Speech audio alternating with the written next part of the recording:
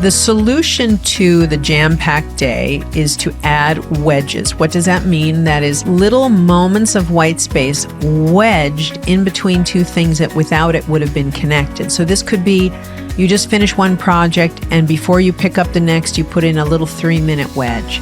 Or it could be between the moment you pull in your driveway and when you get out of the car to greet your family. Or it could be the most popular use between those colorful meetings that band across your day, meeting. And when you add those stripes, those 5, 10, and 15-minute stripes, amazing things can begin to happen where you now have the ability. Let's say I have 10 minutes in between a meeting. I can look back and I can say, okay, what did Rodger and I discuss? Should I make a note? And what do I want to remember? What did I learn? How did it go? Then I can actually prepare in the next few minutes for the human being that I'm about to see. And so that's the very first line of defense. Welcome to LeaderSHOP, the podcast where leadership meets real-world insights. In each episode, you can eavesdrop on exclusive conversations with top thought leaders, best-selling authors, and experts in leadership, communication, relationships, culture, and everything else that shapes your effectiveness in the workplace and in your personal life. LeaderSHOP is here for you. Now, here's our host, himself a seasoned coach and best-selling author, Dr. Rodger Dean Duncan. Hello, everyone. Welcome to LeaderSHOP, the podcast where we explore the mindset, skills, and behaviors that help you be the best kind of leader that people around you really need. Do you sometimes find yourself in a state of overwhelm when there's so much on your plate that you struggle to focus on the things that matter most? Then this episode should definitely be at the top of your playlist. My guest is my friend Juliet Funt. She's founder of a training firm called White Space at Work and best-selling author of A Minute to Think, Reclaim Creativity, Conquer Busyness, and Do Your Best Work. Juliet has helped countless organizations move from frenetic activity to meaningful impact. In a world where being busy has become a badge of honor and our calendars control us more than we control them, Juliet offers a radically different approach, the strategic use of white space, those precious pauses that allow us to think, reset, and do our most important work. In this conversation, we'll explore how leaders can transform their relationships with time, reclaim their strategic thinking capacity, and create cultures where productivity and humanity can comfortably coexist. Juliet Funt, welcome to LeaderSHOP. Oh, what a beautiful intro. Thank you, my friend. First question. In your writing, speaking, and coaching, you emphasize the importance of reclaiming creativity from busy work. What does busy work look like in today's workplace, and why is it so pervasive? It is where we have arrived after 20 years of aggregating anxiety and cell phones and speed and pressure. And I think that we just answer every call professionally with, let's just cram some more in the day. And, as I was thinking this morning, knowing I would talk to you about a picture that I took a couple of weeks ago of my planner, my paper planner from 2003. Back in the day. It was in a box and I took it out and I laid it out on a day. You can see this on my LinkedIn if someone goes. And there's so little on these days. My favorite day was Fridays, just said 10 o'clock Mimi. That was the only thing on the entire day. And I wasn't unemployed at the time, but we have gotten more and more inured to the packed day and the endless motion. And I just think it's crept up on us. So what does it look like? Too many meetings, too many emails, too many reports, too many texts, too many touches, endless connectivity. And sadly, I just think we're so used to it that we don't even fight it anymore. Maybe not even notice it. I mean, we notice it, but we don't notice it. It's just become part of our world. So how can individuals identify and eliminate busy work that drains their time and energy? Well, the first thing is to give yourself permission to notice that not every touch at work is high value. Right. And when we start paying attention, there's a million ways to do this. I mean, I'll give you just a smattering of them. I love to take executives through an exercise where we print out their calendar and they make 3 different kinds of coding on the calendar. B is a bill to pay. That means not a choice, must do this. Happy face is something that engages you, and sad face is when you open the calendar and you go, ugh. And it's amazing watching. I just did this with a 3-star general at an Air Force command and watching him do his little sad faces and happy faces. And because it's so visceral when we open the day and we look at it, our bodies already know what feels draining and exhausting and what feels engaging and thrilling. Our bodies already know what is the work that we were meant to do. And we can tell just by the thin slice moment of how we respond to the work. So how do you start working on it? Well, harder on your own than with a team, but we'll start individually, is to just begin turning on the radar that says, what am I doing right now? What am I actually doing? Can I slow it down enough to say, does this feel like it's leading anywhere? Does it feel like it's helping anyone? Or am I just on this crazy conveyor belt of next thing, next thing, next thing? And we can wake up and just let that to-do list just pull us like a ox with that thing, between its nose all day long. So it's the intentionality that is the first layer. And I do this, by the way. I keep a document called What Am I Doing? And I just ask myself that question all the time. I just stop and say, am I doing sales? Am I writing? Do I need a break? Because we have to bring ourselves into awareness before we can bring ourselves into a shift. And that could be followed with, why am I doing it? Yes, yes. Well, I love the metaphor of radar, and you don't have to be an Air Force general to use that. Yes. As you say, it's awareness. It's all about awareness. They have a phrase that I love. They say, sometimes we're all thrust and no vector, which means just all this giant energy and not a directionality to be found anywhere. Yeah. Oh, boy. Well, now you've built your entire philosophy around the concept of white space. For leaders who are hearing this term for the first time, what exactly is white space, and why is it the antidote to busyness rather than better time management? Yes, good. So I have been teaching white space so long that I happen to hold the trademark on the term white space, and that is a long, long time ago. It's technically defined as time without assignment. And if you're anywhere near our age range, you will remember a time when you might walk around the office and catch somebody actually thinking, or the boss has their feet up on the desk and they're staring out a window. But your relationship with that non-movement was positive. You thought, oh, this is the future thinking, or he's cooking up the future of the company. Right. I'm back slowly out and not disturb him. Our relationship with unscheduled time became different over the years, where when we see someone and they're not in active motion, we feel a panic of, what are they doing? What are they doing? What are they doing? Because we don't have a relationship with thinking as a business tool. So what white space is the open, scheduled, fluid time that we begin to allow ourselves so that strategic thinking and creative thinking and recuperation have a place in the business day. And when it's present, it changes everything about the way that work feels. Sounds like something that should be talked about very explicitly so people realize they have permission to do it. Because a lot of people have been conditioned to think that they wouldn't dare put their feet up on the desk and look out the window. Well, I think maybe the feet on the desk is more of a boss move than I would suggest for anybody else. Yeah, but maybe, I think, maybe.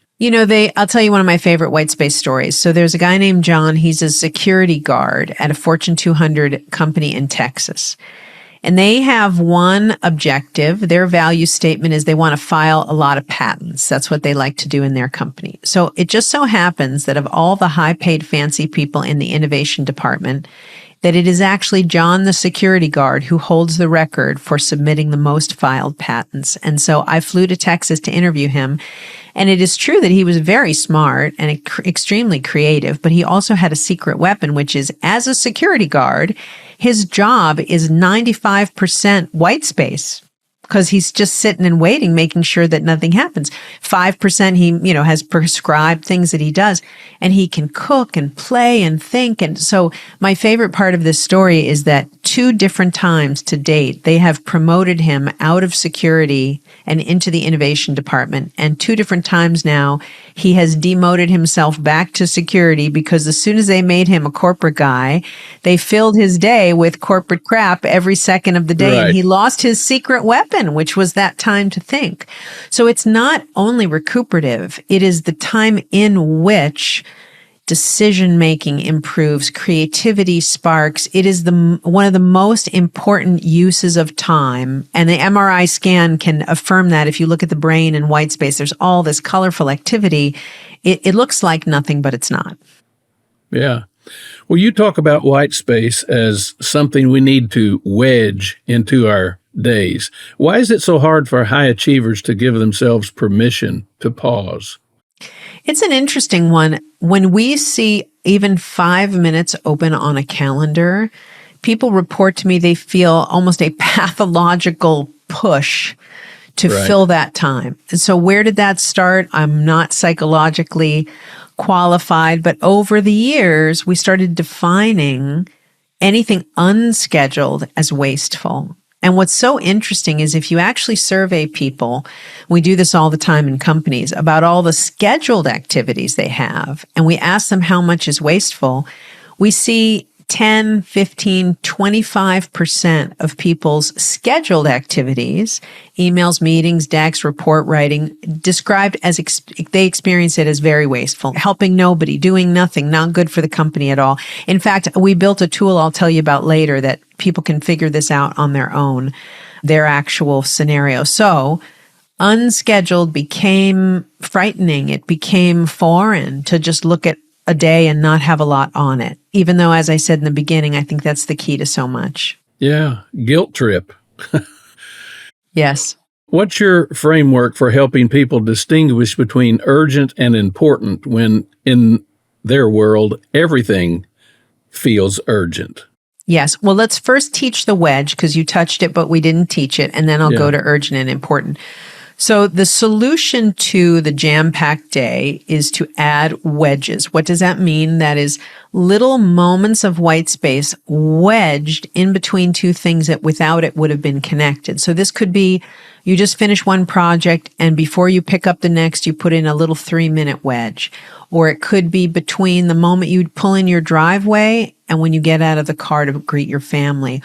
Or it could be the most popular use between those colorful meetings that band across your day, meeting. And when you add those stripes, those 5, 10, and 15-minute stripes, amazing things can begin to happen where you now have the ability, let's say I have 10 minutes in between a meeting, I can look back and I can say, okay, what did Rodger and I discuss? Should I make a note? And what do I want to remember? What did I learn? How did it go? Then I can take a human break. Maybe I need to pee or drink something or see the sunlight, right? And then I can actually prepare in the next few minutes for the human being that I'm about to see. And so all of that digestion, recuperation, and preparation just evaporates in this meeting day. And so that's the very first line of defense. And it's very intentional. It is. Has to be. It becomes very cultural. So this is the number one thing that whole organizations can do together, that people report 10 years later that the wedge is the only thing they remember, but it changed the nature of everything that they did. So this is very important culturally for companies. It seems like it's important, too, to have small pieces of that throughout the day, rather than I had a client years ago, and at the time it seemed like a very good idea, and relatively so it was. They said, we're going to have, on Thursdays, we will have no meetings of any kind after 12 noon. Mm-hmm. People loved that. Or they still would, sure. Seems like in addition to that, it would be helpful to have these wedges several times small though they may be, throughout every day. Absolutely. And that interstitial use of white space, that's my preferred application. I'm the white space lady, so people think I go off for an hour at a time.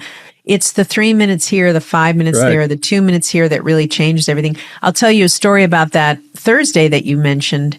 I think of it like, a giant cartoon lever in a cartoon, a big lever going up and down. I think that what happened after COVID is people realized work was so crazy when the lever was on. They keep trying to pull the lever off. So lever off to me is no meeting on Friday, or let's give them a wellness day or an extra vacation. And that is all great. But what happens is they rationalize then that when the lever is on, that they are not responsible for changing the nature of work. So for instance, that Thursday you just said is a lever off activity. That means we'll just stop all the meetings. That's great. But then does that mean then that the other 4.5 days of the week, it's okay to run crazily from task to task to task to task? Wouldn't it be better to look at the lever on quality of work as well and work on that in tandem? That's what we believe. Well, you advocate for what you call strategic incompletion. How do you help perfectionists embrace the idea of intentionally leaving some things undone?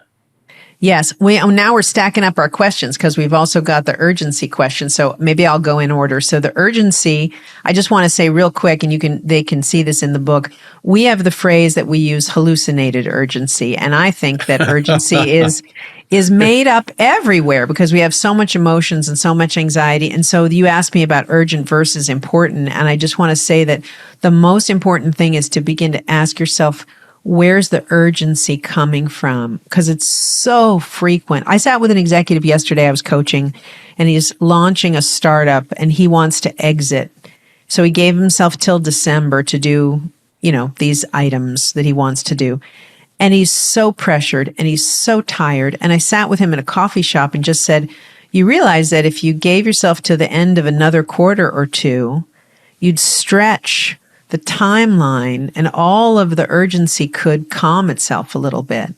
And it was interesting seeing the resistance of this arbitrary timeline that he made up out of his own head and then got married to, self-imposed. I think that that's something that I just want to touch on. And now I'm struggling to remember your next question. Can you go back to it for one moment? Strategic incompletion. Oh, yes. Yes. Oh, well, this is the worst one for me because I think you know me long enough to know I am a terrible perfectionist. I mean, dyed in the wool. I don't have comedic OCD. I have actual OCD. And so it's very tough for me.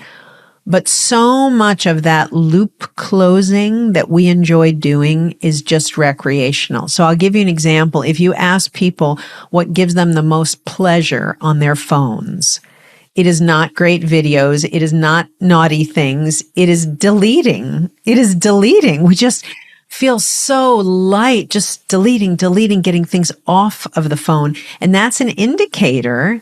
That's such a strong indicator that we are doing something recreational with moving these tasks through, and so many of them are not as relevant. So I don't actually talk about leaving things incomplete, but I do talk about asking yourself, where is good enough good enough? And for a perfectionist, it's possible that actually would feel incomplete. But the more important descriptor is that it is, the old minimum viable product, the MVP, is supposed to be, are we doing the right amount to satisfy and make a client happy without going over that and over that and over that? And we do have a hard time settling there, I think. Yeah. Well, you mentioned OCD. You know what CDO is? From my own book, I think I do. That's OCD with the letters alphabetized. Exactly. It's OCD in alphabetical order. Yeah. I've been told I have that.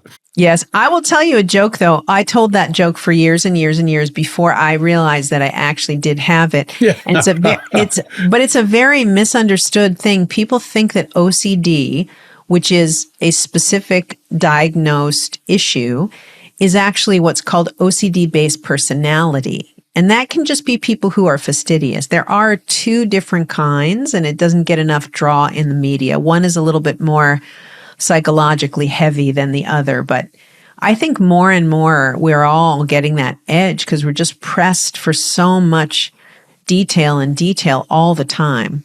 Well, there's so much information in our face all day long. I mean, think 30, 40 years ago before we had computers and cell phones and all that kind of stuff in our face all day long. It is a different world. Absolutely. So speaking of today's world, email is the bane of many people's existence. What's your most contrarian advice about email management that actually works? What's my most contrarian advice? Well, I can tell you a story that I don't advocate, but if you really want to go for contrarian, I was backstage at an event with Guy Kawasaki. He told me a story about a friend of his had died that was about the same age. And I think he was in his 50s, and it really shook him, this feeling of this young man being lost. And he went home and he opened up his inbox for a regular afternoon, and there was something like 6,000 unread emails in his inbox. And in some moment of just what the heck and really seeing what's important in life, he hit select all delete and just deleted them all. And then over the time, I don't know whether he was the one who started this, but they developed a term called declaring email bankruptcy, where you just say, can't do it, I'm out, select all delete, and if people need me, they will actually find me. And I do know some people who have done that. I'm not advocating it, but on that extreme end and then pulling it back, I think we just have to really change the relationship with the importance of all of those emails. And yes, something in there might be critical, but you know what? If you miss it, I bet you $1 they're going to call you on the phone and say, hey, you missed it. And so it is the technicolor intensity of the reliance on what's in that email that I fight against all the time. Your change initiative has the budget. The strategy looks solid, and everyone's nodding along in the meetings, but for some reason, it's going nowhere. Dr. Rodger Dean Duncan knows why.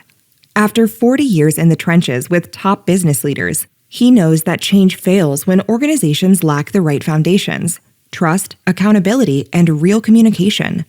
Dr. Duncan's free 10-minute assessment shows you exactly where your organization stands. Answer a few straightforward questions that reveal your true change readiness level. Don't waste months discovering the hard way. Get your free assessment today at leadershop.net/change. Again, that's leadershop.net/change. So how do you suggest businesses identify the right tasks to automate, and which ones are best left to human creativity and input? We hear so much about AI and other ways to automate things. Yes. Well, we're in an age where literally every single day, the answer to that is changing, because I'm not a tech expert, but I, as a business owner, am pouring myself into this AI conversation. And I think that anyone who tries to say what's automatable today would be silly, because by 5:30, it's going to be different. I think that we will get to a point where a lot of your email will probably be automated, and we will get to a point where a lot of your calendar will probably be automated. But there will be myriad human skills that will never, ever, ever, ever be automated. The ability to ask for what you want, the ability to make a decision, the ability to say no when something is unnecessary, or to stand up and have a different opinion. You'll never, ever, ever get an AI to do that for you. And that's why efficiency is also about understanding the behavioral component of all of this, even though we're all in this AI frenzy right now, which I understand. I think it's fascinating and incredible and moving so fast. But there's an awful lot of behavior that needs to pair with it to make it effective. No doubt about that. So what techniques do you recommend for overcoming the temptation to dive straight into doing rather than taking time for thinking? How can people sort of change their operating methodology for the way they live their lives? Well, the most important juncture, in my opinion, is first thing in the morning. That gentleman I told you I was coaching at the coffee house yesterday, he has the phone in his hand when he's still in bed, Oh, when he wakes up in the morning. And you say, oh, because you're from a generation where that seems very odd, but that is so normal. I have to tell you. I mean, we're not that far apart age-wise, but it is coming. It's coming, this generation where it's charging right there and we pick it up and we're in it. You wouldn't even have a sip of water yet in the morning. So I think the first juncture is the morning delay. Can you wait? Can you do anything else? Can you meditate or go outside or read a book or dance to one song or have a cup of coffee or do anything to actually become present in the world in your day before you're in your digital universe? I think that's probably the most important.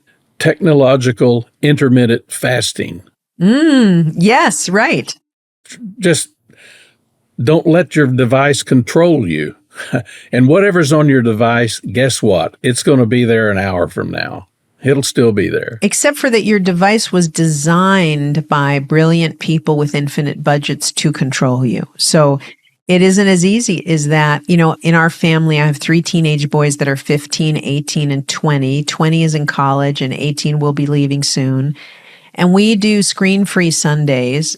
Between you and me, my husband does not always participate, but when I can't quite pull that lever, but when I can, we have a day where everything is put away. And I will tell you, it never, ever fails to be the best day. It never, ever fails that that's the day that they pull out a board game that they haven't used in 4 months or that they go throw a football so sometimes it just has to be gone. I have another device that I love using because I'm so passionate about this, and it's a safe that was designed. You can get these online. There's all sorts of different brands. One's called a K-Safe. It was designed for dieters who wanted to put their cookies and treats into a safe and only give themselves one a day. It's called a K-Safe. But I put my phone in it and lock it up for a couple hours at a time. You can also, this is very tricky, but you can put your laptop in a bag, lock the bag, and put the key in it as well. And so if you cannot stop yourself, you can actually have some help and support in making those things impossible to touch. And I think, honestly, that's the easiest path because they are so seductive. Well, I'm reading about how a lot of school districts are now having the kids check their phones at the door. Yep, that's our school that they do. And over time, all the metrics around learning are improving fairly dramatically. Yes, I think the book was Jonathan Haidt's Anxious Generation, but I can't remember. The Prime Minister of Australia read that book, and she, if I'm getting the story correctly, she created that rule for every school in all of Australia after reading the book about how anxiety and digital use are tied and the concerns about the kids. And yeah, it's everywhere, but we really love to pretend it's more their problem than our problem. And it's really the modeling is just as bad. For sure. Speaking of modeling, how should leaders model white space for their organizations? What does leading by example look like in this context? Yeah, it can be so subtle or it can be very bold. So if you're a leader and you're sitting in a meeting, let's say you're in a town hall and it's kind of public, you could model white space by just taking a pause before you answer the question that was asked to you. And what you're demonstrating is there's no urgency to be jumping into answers, that we can take a second to take a minute to think and have your cognition kick in and maybe think one thought and then reject it. I think that's such a powerful modeling. I think another enormous place, a very subtle opportunity, is in your autoresponder email when you are on vacation. So if you're a leader and you're on vacation and you put your autoresponder on and it says, I'm on vacation, so I will be a little slower getting back to you, what you're saying is, I'm checking email on my vacation. But if your autoresponder says, I'm at the beach, I'll be back in 2 weeks, and I'm not looking at anything till then, you are showing everybody that recuperation and leisure should be a time that is uninterrupted by all of this. And it's very powerful. Yeah. That reminds me of a CEO I worked with years ago who happened to be a very close personal friend. He took over this large organization as the new CEO, and about 3 months into the job, he told everyone he was going to be gone for 3 weeks, because he and his family would go to Alaska every summer. 3 generations of his family. It had already been planned. I'm going to be gone, he says. Don't try to reach out to me. If there are decisions to be made, I expect you to make the decisions. If I come back and find that you were waiting for me to make the decision, that might tell me that maybe we don't need you. Oh, I love that. Oh, I got to steal that story. That's so good. People believed the man. They believed him, and they were making decisions. And, he would ask them questions about the decisions. He didn't try to overturn any of them. He said, you did exactly what I asked you to do. And by the way, I had a wonderful vacation with my family. Man. And if you're trying to prove how tough you are by not using your vacation, I'm not impressed. Take your vacation. I love it. Do you remember by any chance about what company size he was in? Was it a smaller, larger? About 7,500 people. Oh, my goodness. 7,500 people in 19 states. I may have to interview that man. That is inspiring. I love it. I would give anything if you could, but he is gone. Oh, I'm sorry. Was a dear, dear friend. Oh. I tell stories about him in my book, Change Friendly Leadership. His name was Jim Rainey. Wonderful man. Well, now, you've worked with highly analytical left-brain leaders who are skeptical about concepts like pausing and reflecting. How do you make the business case for white space that the data-driven crowd might have a problem with? Yes, that's such a great question. I had someone tell me a story. I think we love and work with the military, lots of branches, Air Force, Special Ops, Army, Corps of Engineers, love them. And I was interviewing a commander. He had been in Kandahar when he was deployed. And he said, as he got there, he started noticing the way that people used their downtime. And he said he started to make a mandate that there were 7 O's and 6 1s, he called them. He said the 6 1s were people who did 6 days and took a day off. And the 7 O's were people that worked every single day. And so as he took authority, he ordered everybody to be a 6-1 because he had seen the value and the thinking time turn into the things that he wanted. The readiness and lethality that the Army and the Air Force cares about was better in the people that took a break. I said to him, what did you do when you would come across some hunky, manly, competitive person who just thinks that they don't need the 6-1 lifestyle?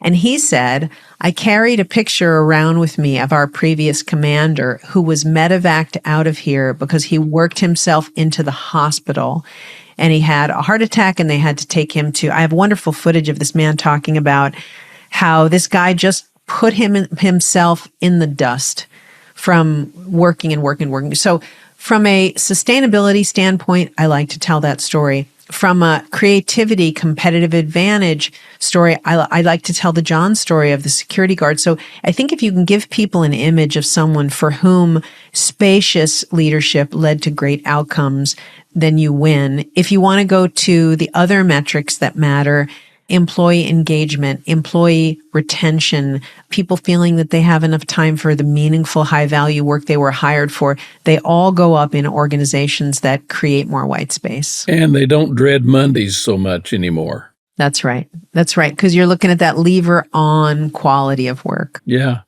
And I would suspect, in fact, I know for a fact, with this kind of thinking, people's family lives are much improved.